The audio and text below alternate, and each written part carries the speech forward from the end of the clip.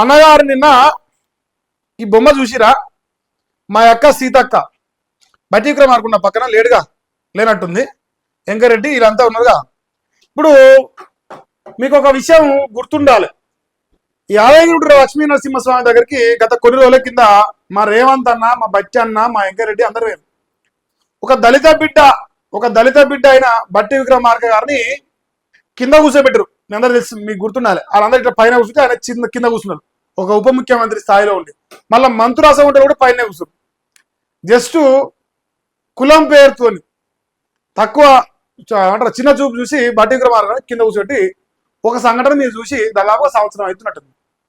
So మేడారంలో సమ్మక్క సారక్క సాక్షిగా ఒక గిరిజన బిడ్డ, ఆదివాసీ బిడ్డ సీతక్కకు జరిగిన అవమానం గురించి ఒకసారి అలా మనం మాట్లాడదాం. ఇప్పుడు ఈ ఫోటోలో రాదు, ఎక్కడన్నా రాసిన ఒకసారి అద్దె రాగరా. ఈ 3 పేపర్ల ఆ ఫోటో వచ్చిందని నేను చెక్ చేస్తా, ఈడ కూడా రాలే. తర్వాత ఇది ఆంధ్రజ్యోతి రాధాకృష్ణ, వీడు అసలే రాయండి చేసి. ఇగో ఈడ కూడా ఇదే రాసింది. మా తాత మనవాళ్ళు కలిసి కూర్చొని దిగిన ఫోటో వేసాడు. ఇప్పుడు ఒకసారి ఈ పేపర్ నేను ఓపెన్ చేస్తా, మీరు ఇక్కడ అబ్జర్వ్ చేయరు, ముచ్చట మీకు ఎమ్మటే అర్థం కావాలి. ఈ ఫోటో ఒకసారి మీరు క్లియర్ చూడు, నేను మంచిగా జూమ్ చేస్తా. సో వదినమ్మ గారు పీట వేసుకొని కూర్చురు, అన్నయ్య గారు పీట వేసుకొని కూర్చురు, ఇటు పోతే గడప ఆయన పీట వేసుకొని కూర్చుండు, కానీ మన అక్క సీతక్కను మాత్రం కింద కూర్చోబెట్టరు. ఈ ఫోటో ఒకవేళ మీకు ఇక్కడ క్లియర్ కనిపించకపోతే మీరు సోషల్ మీడియా కొట్టి చూసుకోండి. సీతక్క గారు కూర్చున్న పొజిషన్ మీకు అర్థమవుతుంది, ఏమంటే చూడంగా అర్థమైపోతుంది. సో ఒకప్పుడు ఆ బట్టి విక్రమార్క ఎట్లాంటి అవమానం జరిగిందో ఒక దళిత బిడ్డగా, ఇలా ఒక గిరిజన బిడ్డగా ఇలా ధనసరి సీతక్క గారు కూడా అట్లాంటి అవమానమే జరిగింది, జరిపిర్రు ఈ కుల అహంకారులు అని చెప్పేసి ఈ తెలంగాణ రాష్ట్ర ప్రజలు చర్చించుకుంటారు నిన్నటి నుంచి. నిన్న ఈ సీన్ జరిగినప్పటి నుంచి నాకు కూడా అనిపించింది. జాతరకు పోయిర్రు, ఇప్పుడు ఆమె మంత్రిగా ఉన్నది, ఆమె అక్కడ డెవలప్మెంట్ పనులు చూసుకుంది. ఇక ఉన్నది చెప్పాలంటే ఆ పుట్టింది పెరిగింది మొత్తం సమ్మక్క సారక్క ఆశీర్వాదంతోనే పుట్టి పెరిగింది. అసలు తల్లుల దగ్గర తీసుకుపోయి ఆ తల్లుల ముందర మరి సీతక్క గారిని అవమానించిన రేవంత్ రెడ్డి కాంగ్రెస్ సర్కారు ఎంత మంచి సామాజిక న్యాయం చేస్తుందో, ఎంత మంచిగా బీసీ ఎస్సీ ఎస్టీ ఓసీల సమన్యాయం చేస్తూ ఇక మీకు ఏర్పడాలి సమన్యాయం. మామూలు సమన్యాయం కాదు ఇది, తట్టుకోలేము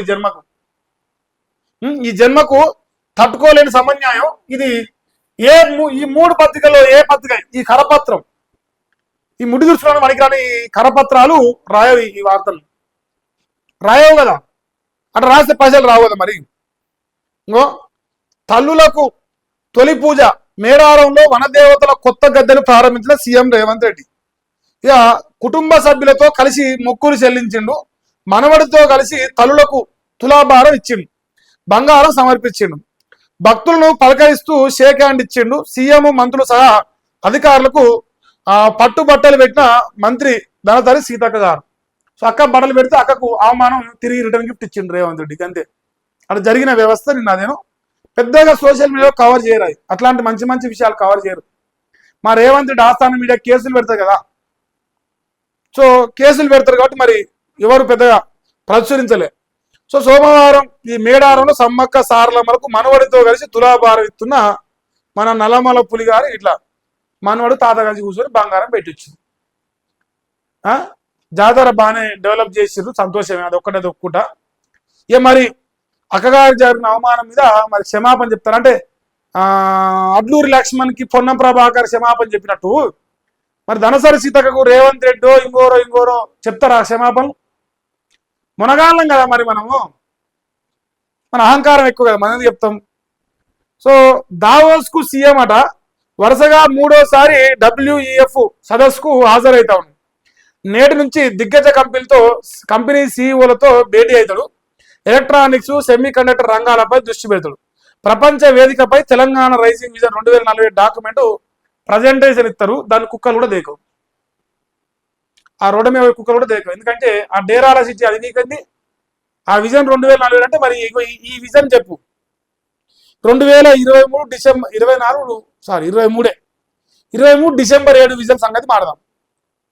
సోనియా గాంధీ పుట్టినదినం రాగానే వీకిస్తాను ఇవ్వలేకపోతున్నారు, జనం నవ్వుతారు. మరి దాని సంగతి మాట్లాడితే బాగుంటుందని నేను కోరుకుంటున్నాను. ఇక ఇప్పుడు ఈ అన్నగారు వెయ్యిర్రు చేసిర్రు దండాలు పెట్టిరని ఒకటే రాదని రాజు.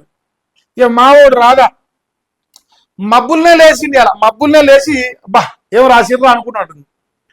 భారీ పెట్టుబడులకు సమీకరణే లక్ష్యంగా వరల్డ్ ఎకనామిక్ ఫోరం సదస్సులో పాల్గొనేందుకు దావోస్కు వెళ్ళిపోయిందంట ఆల్రెడీ సీఎం రేవంత్ రెడ్డి.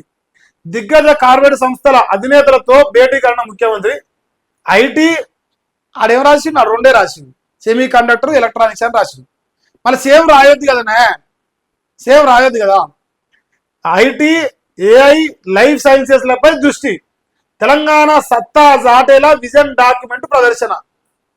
ఇప్పుడు మనం ఏం చేయాలి, electronics, semi conductors, AI, IT, life sciences లపై దృష్టి పెట్టిండు 5 రంగాలు.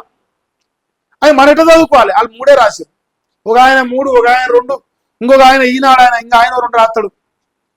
సో ఇట్లా పంచుకుంటారు, మన పలారం మధ్య పంచుతారు. ఇప్పుడు ఇవన్నీ పలారం మధ్య పంచి రాసుకొని ఏ తెలంగాణ రైజ్ అవుతుంది, తెలంగాణ ఉదరిస్తాడు. ఇప్పుడు ఆడ ఆ దావోస్లోకి వెళ్ళి 10 లక్షల కోట్లు పట్టుకొస్తాడు.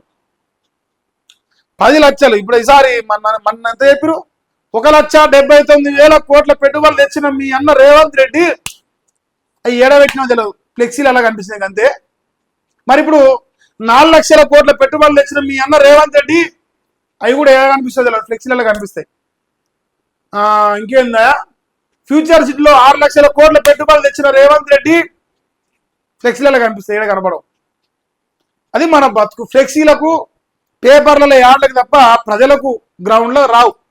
ఈ జన్మకు అది ప్రజలు నంబర్ వస్తాయంటే కూడా. చిరస్థాయిగా మేడారం అంట చరిత్రలో నిలిచిపోయి ఇక అన్నగారు అయితే నరికిరు మాటలు. ఇక మాటల పొడిగే కానీ చేతల పొడిగి ఏం లేదు. మరి ఆ తల్లుల మీద ప్రమాణం చేసి ఇగో మేడారం సమ్మక్క సారక్క మీద ఒట్టేసి చెప్తున్నా, ఇటు సూడు అటు మలిసినా, అటు చంద్రుడు ఇటు మలిసినా మీ అన్న రేవంత్ రెడ్డి 2 లక్షల రుణమాఫీ చేస్తాడు. చేసిండా?